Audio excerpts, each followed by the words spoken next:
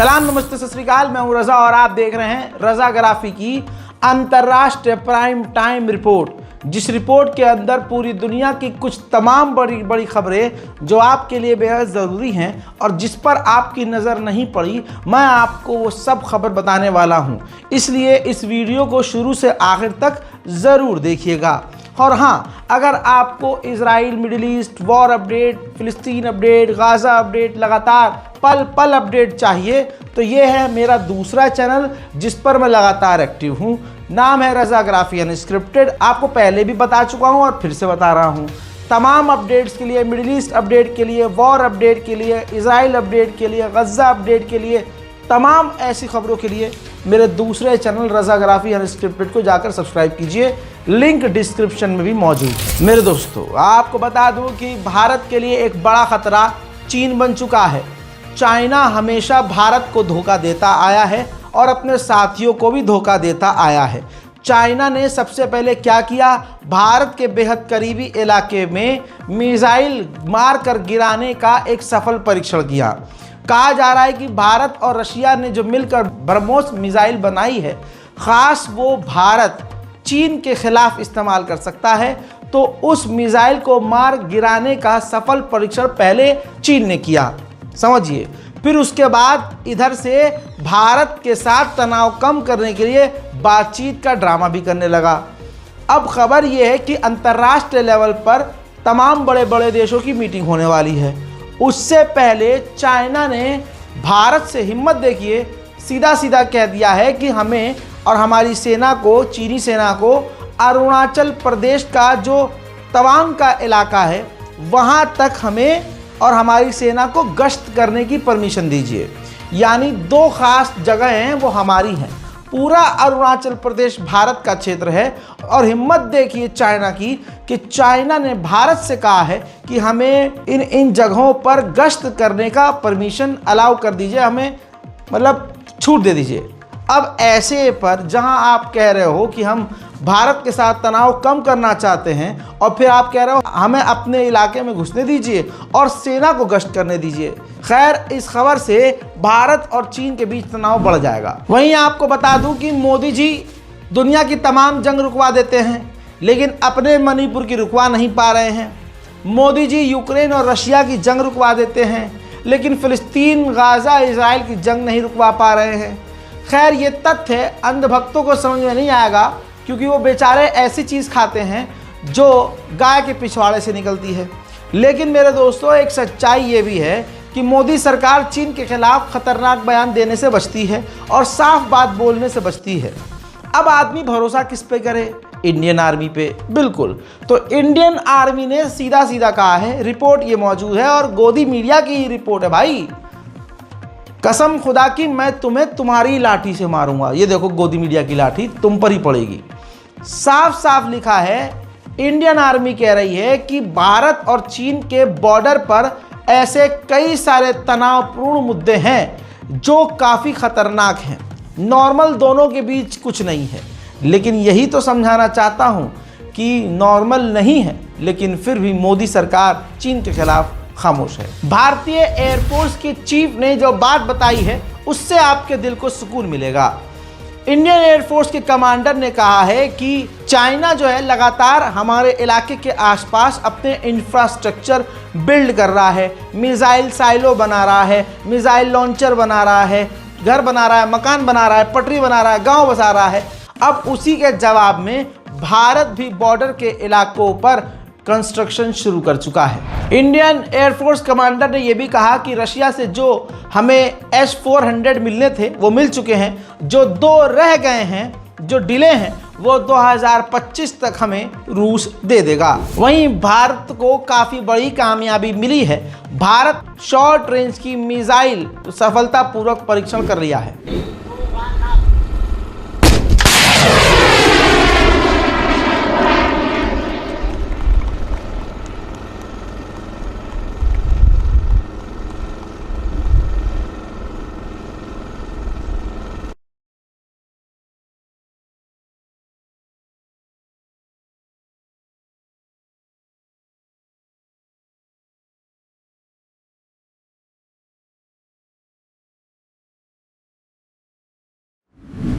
हजरात, अब आप ये भी समझ लीजिए कि चाइना की दूसरी चाल ये है कि भारत के आसपास के देशों को हथियार देकर भारत के लिए बड़ा खतरा पैदा कर दें। म्यांमार ने 2020 में चाइना से फाइटर जेट मांगे थे। तब वहां पर मिलिट्री कूप नहीं था, लेकिन चाइना ने तब नहीं, अब जब म्यांमार में मिलिट्री कूप है और वहां की सेना जनता पर बमबारी उस फाइटर जेट के जरिए करेगी, ये सब जानते हुए भी चाइना ने म्यांमार को फाइटर जेट सौंप दिया है। वहीं चाइना एक खतरनाक प्रोजेक्ट पर काम कर रहा है। खुलासा उसका सैटेलाइट इमेज से हुआ है। हजरात, सैटेलाइट इमेज से खुलासा ये हुआ कि चाइना एक खतरनाक पनडुब्बी बना रहा है। इस पनडुब्बी की खास बात यह है कि इसके पिछले हिस्से पर एक्स जैसा कुछ आकार है, जो कि पूरी दुनिया में ऐसा जो पनडुब्बी है वो सिर्फ अमेरिका के पास है। तो कहा जा रहा है कि अमेरिका की उस पनडुब्बी की चीटिंग करके कॉपी कर रहा है चाइना। उधर मालदीव के राष्ट्रपति मोइज़ू ने बैलेंस करने के लिए बड़ा बयान दिया और कहा कि इंडिया आउट जो मूवमेंट चल रहा था हमारे मुल्क में, हमने उसका समर्थन नहीं किया, लेकिन हाँ, इंडियन मिलिट्री जो हमारे मुल्क में थी, सिर्फ उनको निकालने के लिए हमने आवाज़ उठाई। अब मालदीव ने जो गंद फैलाई थी, राष्ट्रपति ने मोदी से बात करके, भारत का दौरा करके, कई सारी चीज़ों को जो फैलाया था उन्होंने सफाई करके और बैलेंस करने के बाद जो कुछ चीज़ें क्लियर करी, उसका फ़ायदा उसे मिला। ईज़ माई ट्रिप जो इंडियन ऐप है, उसने मालदीव के टूर और पैकेज ऑनलाइन देना शुरू कर दिए हैं।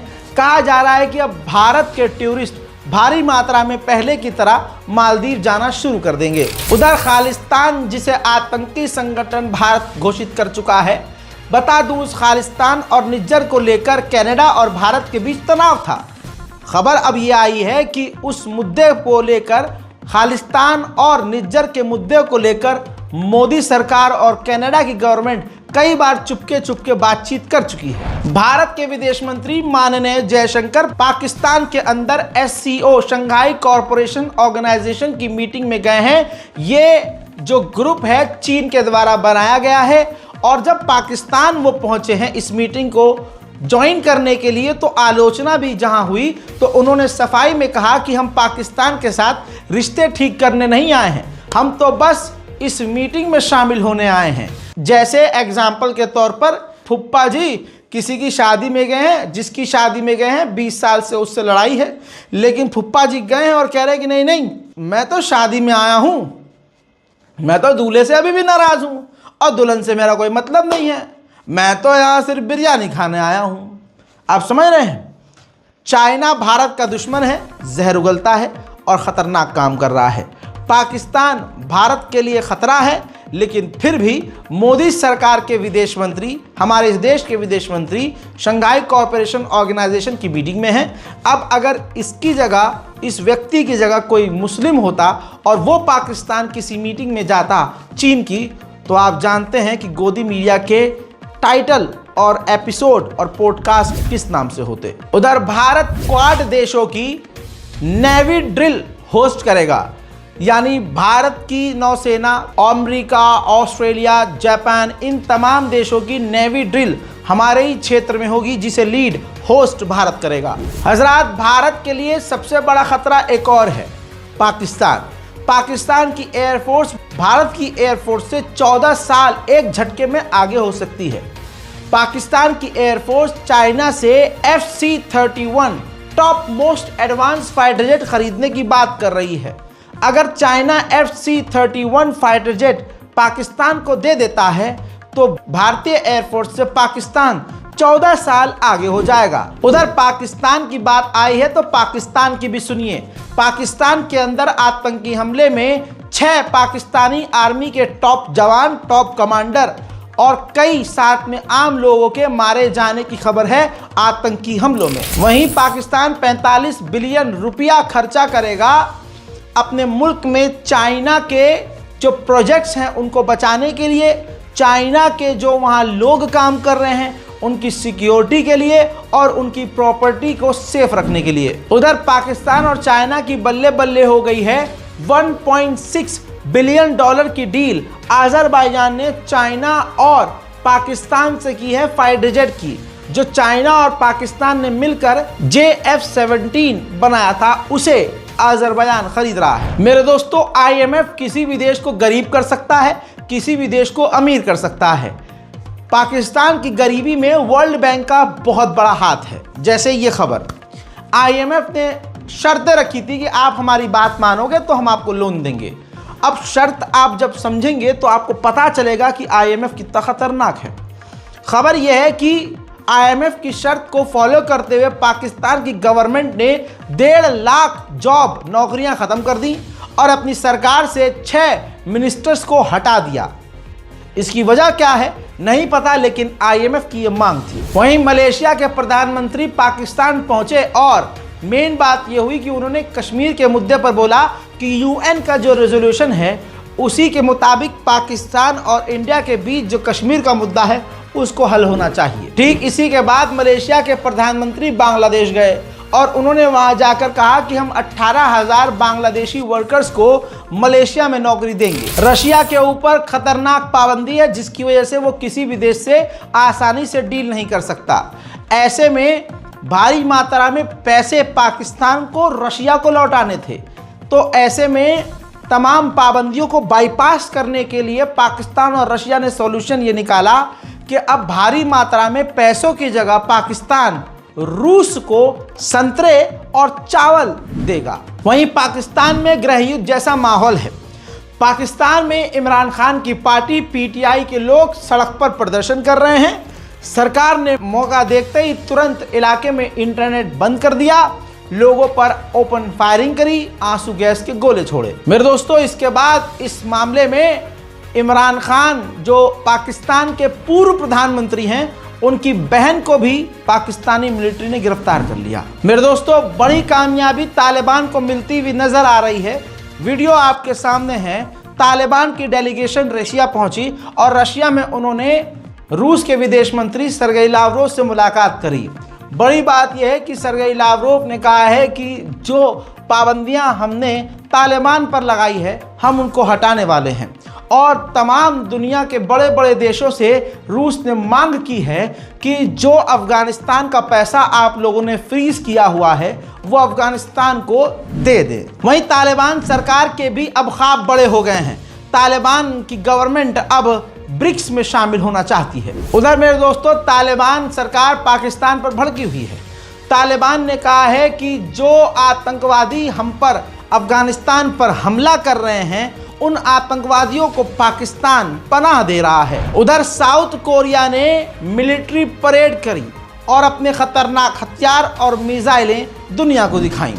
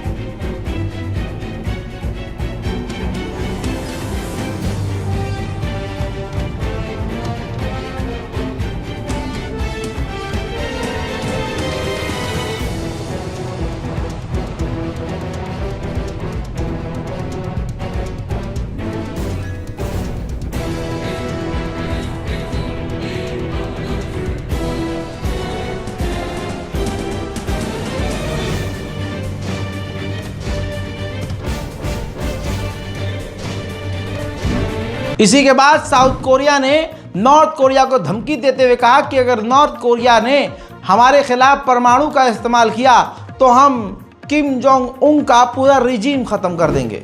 इस पर नॉर्थ कोरिया की गवर्नमेंट ने रिप्लाई किया कि अगर हमारे अस्तित्व को खतरा हुआ तो हम परमाणु का इस्तेमाल जरूर करेंगे। इसके बाद नॉर्थ कोरिया के तानाशाह किम जोंग उन उस जगह पर पहुंचे जहां पर उनकी मिलिट्री खतरनाक ट्रेनिंग ले रही है। तमाम सेना के कमांडरों से इस वक्त उन्होंने मुलाकात भी की थी।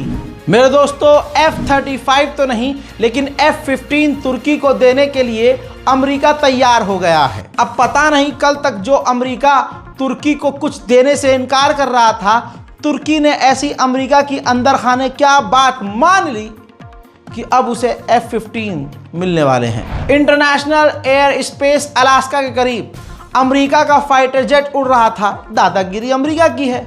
ऐसे में अमेरिका के बाप रशिया ने ही अपना एक फाइटर जेट भेजा और वो फाइटर जेट पता नहीं रूस का वो पायलट कैसे उड़ा रहा था, जानबूझकर जो अमेरिका का फाइटर जेट है बिल्कुल उसके करीब ले जाकर और करतब दिखाकर अमेरिकी फाइटर जेट को डराया और परेशान किया। खतरनाक फुटेज अमेरिका ने खुद जारी की है, देखिए।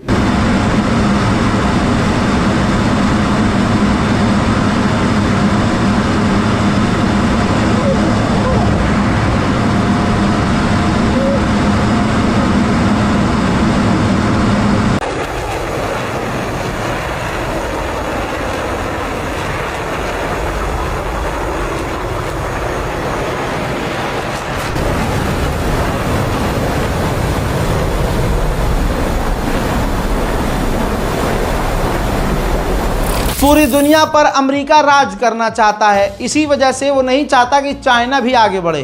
चाइना की इलेक्ट्रॉनिक व्हीकल पूरी दुनिया में फैल रही है और चाइना अच्छे प्रोडक्ट भी बना रहा है। तो उसने मांग की थी कि यूरोप पूरी तरह से अपने यूरोप के देशों में चाइना की इलेक्ट्रॉनिक व्हीकल को बैन कर दे।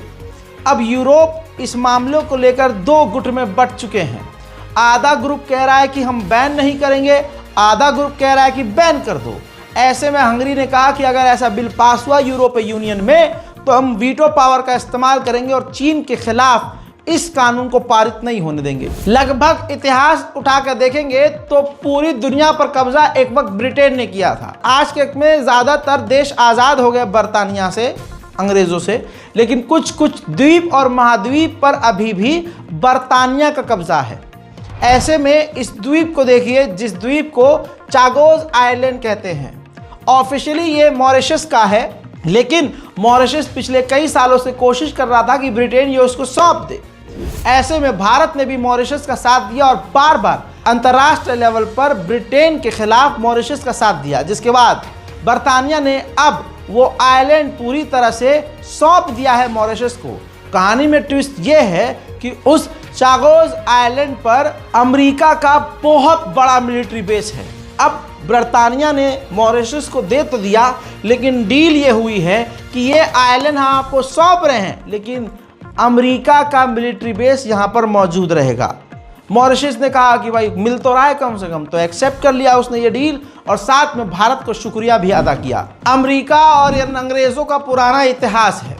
ये अपने खतरनाक हथियार मुसलमानों पर ही टेस्ट करते हैं। अफगानिस्तान, इराक में, सीरिया में और गाज़ा और फ़िलिस्तीन में अपने एडवांस हथियार इस्तेमाल करते हैं, चेक भी करते हैं, टेस्ट भी करते हैं। अब अमेरिकी फ़ौज एक रोबोट कुत्ता जो AI से लैस है, उस पर मशीन गन लगी हुई है। ऐसे ख़तरनाक रोबोट डॉग का टेस्ट मिडिल ईस्ट में अमेरिका कर रहा है। हज़रात मोहतरम, ये है दुनिया की तमाम बड़ी बड़ी खबरें जो आपसे मिस हो सकती थीं। मैं आपको तमाम अपडेट इसी तरह से अपने इस चैनल रज़ाग्राफी पर देता रहूँगा। चैनल को सब्सक्राइब कीजिए, अपनी राय कमेंट में लिखिए। कौन सी खबर आपके लिए सबसे इम्पोर्टेंट रही इस वीडियो में कमेंट ज़रूर कीजिएगा। मैं हूँ रज़ा, आप देख रहे थे रज़ाग्राफी। जय हिंद।